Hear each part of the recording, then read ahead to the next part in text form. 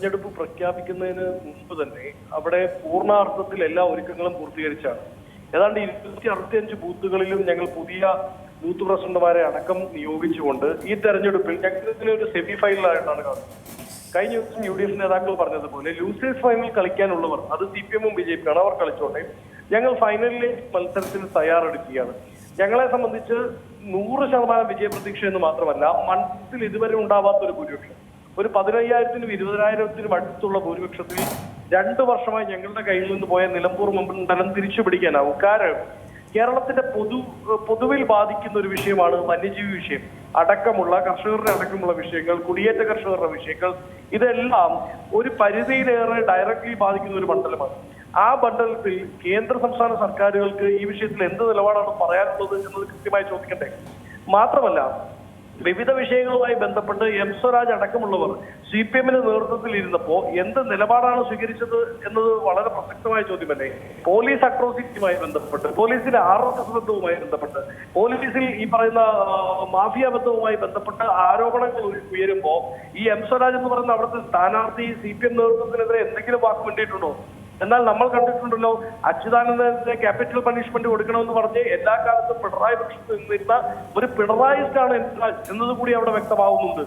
അതുകൊണ്ട് തന്നെ ആ സ്ഥാനാർത്ഥിക്കെതിരായിട്ടുള്ള വോട്ട്, സ്വരാജിന് എതിരായിട്ടുള്ള വോട്ട് സംസ്ഥാന സർക്കാരിന്റെ ചെകിട്ടത്ത് അവിടുത്തെ വോട്ടർമാർ കൊടുക്കുന്ന ഓരോ അടിയായി മാറുമെന്ന് ഞങ്ങൾക്ക് വലിയ പ്രതീക്ഷയാണുള്ളത്. അശ്വതി പറഞ്ഞതുപോലെ അവിടെ പ്രിയങ്ക ഗാന്ധി അടക്കം UDF-ന്റെ കോൺഗ്രസിന്റെ അഖിലേന്ത്യാ നേതൃത്വം ക്യാമ്പ് ചെയ്താണ് പ്രവർത്തിക്കുന്നത്.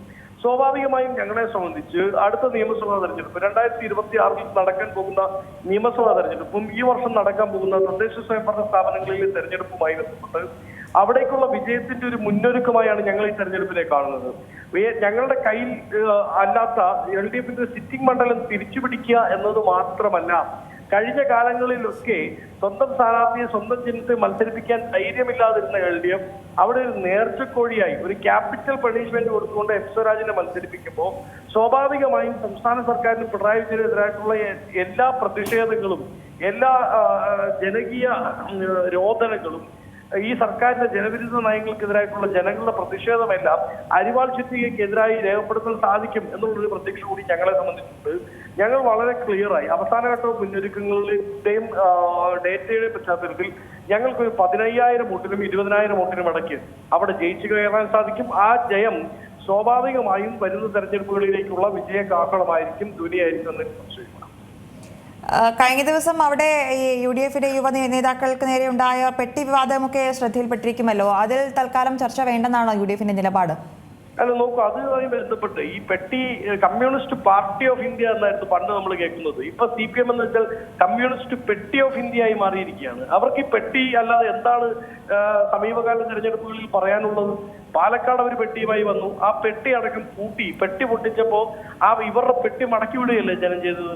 ഇപ്പോൾ ഇവരെന്താ ചെയ്യുന്നത്? ഞങ്ങളുടെ ആരുടെയും പെട്ടിയോ വണ്ടിയോ പരിശോധിക്കണ്ട എന്ന നിലപാടല്ല ഞങ്ങൾക്കുള്ളത്. MP-മാർക്കോ MLA-മാർക്കോ സ്പെഷ്യൽ ഇമ്മ്യൂണിറ്റി ഇല്ല എന്ന നിലപാട് തന്നെയാണ് ഞങ്ങൾക്കുള്ളത്. പക്ഷെ പരിശോധിക്കുമ്പോൾ എല്ലാവരും പരിശോധിക്കണം.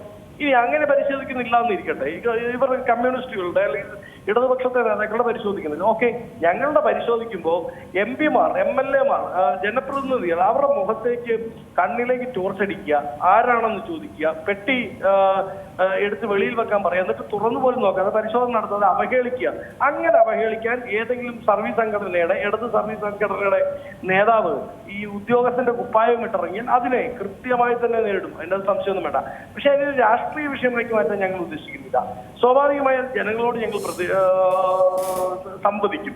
പക്ഷെ ഞങ്ങൾ അതിനേക്കാളൊക്കെ വലിയ, ഇത് ഞങ്ങളെ സംബന്ധിച്ച് ഞങ്ങളുടെ നേതാക്കൾ നേരിടേണ്ടി വന്ന ഒരു ഇൻസൾട്ടാണ്. പക്ഷെ അതിനേക്കാൾ വലുതായി അവിടുത്തെ ജനം നേരിടുന്ന പ്രതിസന്ധികളുണ്ട്. അതാണ് ഞങ്ങൾ കൂടുതലായി കമ്മ്യൂണിക്കേറ്റ് ചെയ്യാൻ ശ്രമിക്കുന്നത്. അത് കമ്മ്യൂണിക്കേറ്റ് ചെയ്യും. ഒപ്പം തന്നെ ഈ പ്രതിപക്ഷ നേതാക്കളെ ഇൻസൾട്ട് ചെയ്യുന്ന രീതിയിലുള്ള ഇടത് സംഘടനകളുടെ ഉദ്യോഗസ്ഥ വൃന്ദത്തിന്റെ ഭാഗത്തുനിന്നുള്ള ഒരു വ്യഗ്രത ഉണ്ടല്ലോ, എന്തുകൊണ്ട് അവർക്ക് ഇത്രമാത്രം വിരളി, എന്ത് കണ്ടിട്ടാണ് ഈ വിരളി പിടിച്ചിരിക്കുന്നത്?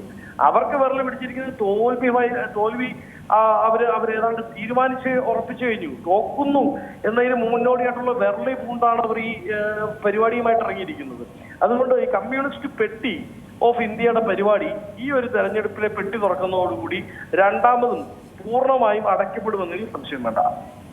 പക്ഷെ അവിടെയും ഒരു കാര്യമുണ്ടല്ലോ, താങ്കളൊരു നിയമവിദഗ്ധൻ കൂടിയാണല്ലോ. അപ്പോൾ സ്വാഭാവികമായും അറിയാം ഈ തിരഞ്ഞെടുപ്പ് പെരുമാറ്റച്ചട്ടം നിലവിലുള്ളപ്പോൾ എങ്ങനെയാണ് നിയമം. അവിടെ തിരഞ്ഞെടുപ്പ് കമ്മീഷൻ നിയോഗിക്കുന്ന ഉദ്യോഗസ്ഥർ ഓരോ വാഹനങ്ങളും ഏത് രീതിയിലാകും പരിശോധിക്കുക, അതിൻ്റെ നിയമവശങ്ങളൊക്കെ തന്നെ താങ്കൾക്ക് അറിയാമായിരിക്കുമല്ലോ. ആ ഒരു സമയത്ത് UDF നേതാക്കൾ സ്വീകരിച്ച സമീപനം, ഉപയോഗിച്ച ഭാഷ, അത് ശരിയായ രീതിയിലായിരുന്നു എന്ന് പറയാമോ?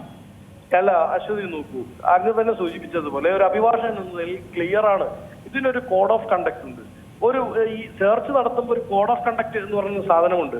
വെറുതെ വന്ന് ഏതെങ്കിലും ഇപ്പം MPFL വേണ്ടത് അശ്വതിയോ ഞാനോ അതുവഴി യാത്ര ചെയ്തു, ഇവർക്ക് കൈ കാണിക്കാം. നമ്മൾ വണ്ടി നിർത്തുമ്പോൾ കണ്ണിലേക്ക് ടോർച്ച് അടിക്കുക, ആരാടാ എന്താടാ എന്നുള്ള രീതിയിൽ സംസാരിക്കുക, ഡിക്കി തുറന്ന് ഏതാണ് ഈ ബാഗ് എടുത്ത് വെളിയിൽ വെക്കാൻ പറയാം, എന്നിട്ട് പരിശോധിക്കുന്നില്ല പൊക്കോളാൻ പറയുക. ആ രീതിയിൽ പെരുമാറിയാൽ സ്വാഭാവികമായും അതിന്റെ പ്രതിഷേധം ഉണ്ടാകുമെന്നേ. ആ പ്രതിഷേധത്തിന് ഇപ്പൊ ഭാഷ നോക്കാൻ പറ്റുമോ? ഈ മറ്റേ മലയാളം എൻചുവടി എടുത്ത് വെച്ചിട്ട് അതിൽ നിന്ന് അക്ഷരമാല നോക്കി പ്രതിഷേധിക്കാൻ പറ്റുമോ? പറ്റില്ല. അപ്പൊ സംസാരിക്കുമ്പോൾ സ്വാഭാവികമായ പ്രതിഷേധത്തിന്റെ ശബ്ദം കലക്കും. അതിന് ആ രീതിയിൽ തന്നെ പ്രതിഷേധിക്കാൻ പറ്റുകയുള്ളൂ. ഞങ്ങൾ ആരുടെയും പരിശോധന നടത്തേണ്ടെന്ന് പറഞ്ഞിട്ടില്ല. എന്താണ് ഇലക്ഷൻ ചട്ടം? ഇലക്ഷൻ ചട്ടം പ്രകാരം ഒരു വണ്ടി പരിശോധിക്കണമെങ്കിൽ ആ ഉദ്യോഗസ്ഥർ തന്നെ ഡിക്കി തുറന്ന് ബാഗ് എടുത്ത് വെച്ച് അവർ തന്നെ തുറന്നു നോക്കി പരിശോധിച്ച് തിരിച്ച് അതേപടി വെക്കണം എന്നുള്ളതാണ് ചട്ടം. പക്ഷെ ആ ചട്ടം പോലും പരിഗണിക്കാതെ MP തന്നെ നേരിട്ട് ശ്രീ ഷാഫി പറമ്പിലും രാഹുൽ മാങ്കൂട്ടത്തിന് നേരിട്ട് അവരുടെ പെട്ടിയെടുത്ത് ഇവരുടെ കയ്യിൽ കൊടുത്തില്ലേ? അപ്പൊ അവർക്ക് പരിശോധിക്കണ്ട എന്ന് പറഞ്ഞ് അവർ ഇൻസൾട്ട് ചെയ്താൽ, അതായത് ഞങ്ങളുടെ നേതാക്കളെ, യുവ നേതാക്കളെ, മുതിർന്ന നേതാക്കളെ ഇൻസൾട്ട് ചെയ്താൽ, അപ്പോ ഇതാ പോയി സംസ്കൃതത്തിലെ അച്ചടി ഭാഷയിൽ വടിവത്ത രീതിയിൽ അലക്കിത്തേച്ച ഭാഷയിൽ പ്രതിഷേധിക്കണം. അയ്യോ അങ്ങ് ചെയ്തത് തെറ്റാണല്ലോ, ഇന്ത്യൻ നിയമപ്രകാരം ഇങ്ങനെയാണല്ലോ എന്ന് പറയാൻ പറ്റില്ല. അപ്പോൾ ഏതെങ്കിലും ML മണിയുടെ ഭാഷയിലൊന്നുമല്ലല്ലോ സംസാരിക്കുന്നത്, അല്ലെങ്കിൽ PC ജോർജിന്റെയോ ഒന്നും ഭാഷയിലല്ലോ ഞങ്ങൾ സംസാരിക്കുന്നത്. ഞങ്ങളുടെ പ്രതിഷേധത്തിന് സ്വല്പം സ്വരം കനക്കും എന്നതിൽ സംശയമൊന്നും വേണ്ട. അങ്ങനെ പ്രതിഷേധിക്കുന്നവരെ തന്നെയാണ് ജനം ആഗ്രഹിക്കുന്നതും ആവശ്യപ്പെടുന്നതും. അത്തരത്തിലുള്ള പ്രതിഷേധങ്ങൾ വരും ദിവസങ്ങളിൽ ഉണ്ടാവും. ഞങ്ങൾ പക്ഷേ ഇത്തരം ചില ഇലക്ഷൻ ഗിമ്മിക്കുകൾ കാണിച്ച് ജനകീയ വിഷയങ്ങളിൽ നിന്ന് ശ്രദ്ധ തിരിക്കാനാണ് CPM പിണറായിയും ശ്രമിക്കുന്നത്.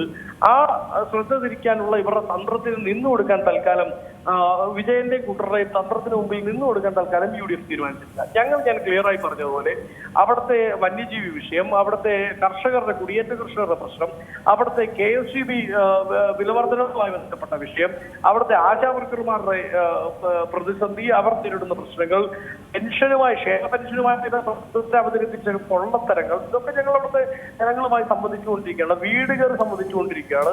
വരും ദിവസങ്ങളിൽ അത് ഊർജിതമാക്കും. അത് ഞങ്ങൾക്ക് അനുകൂലമാവുകയും ചെയ്യും. ഏറ്റവും പുതിയ വാർത്തകളും വിശേഷങ്ങളും വിരൽത്തുമ്പിലറിയാൻ സീ മലയാളം ന്യൂസ് എല്ലാ ഡിജിറ്റൽ പ്ലാറ്റ്ഫോമുകളിലും ലഭ്യം.